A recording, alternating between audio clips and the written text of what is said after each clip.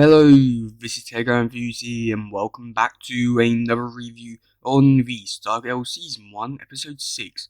So in the last review we saw Owlman and Dr. Midnight join the team, and yeah, so let's get into today's one. Let's go!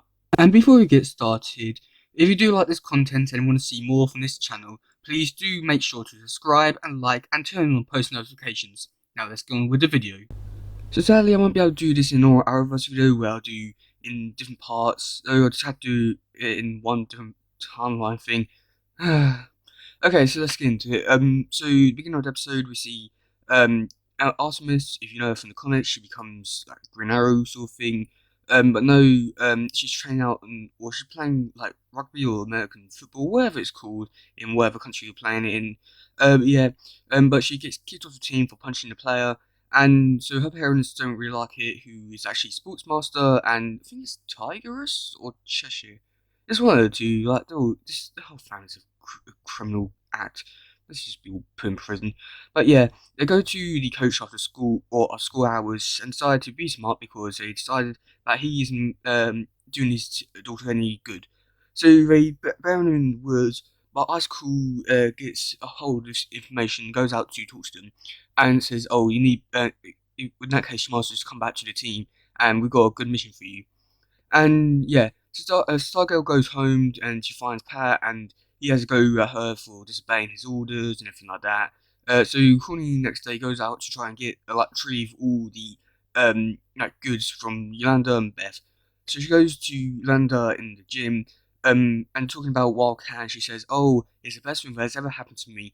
Yeah, and then then Courtney goes to the library to try and get Beth goggles back. But when she's there, she sees Beth just talking to herself, but really she's just talking to her goggles, aka Chuck. And yeah, what a loser. I hate Beth. She is the worst character ever. Like she's like Felicity, maybe Mona Bad. I just don't like her anymore. And yeah, so Courtney asked if she could have the equipment back when having lunch, but the two girls storm off and say no. But then we have Rick who's walking to school. He meets Pat, and Pat takes him to his garage to talk things over. Try and get the hourglass. But instead, Pat just hands off a book to him, and Rick meets up with the other teens and talking about and then he mentions, "Oh, Courtney, if you had to give up stuff, would you give up?" And Courtney doesn't reply, so yeah, she's I don't say she's been a bitch, and yeah, but then Beth realizes, oh, there's a new robbery going down at a satellite place, so the team goes to there.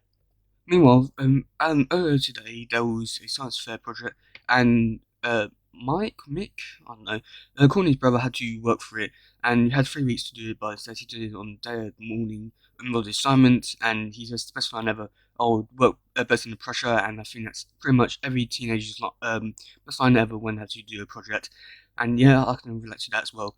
But they asked Pat and Courtney's mum not to turn up to the thing because she doesn't want everything to be awkward and embarrassing.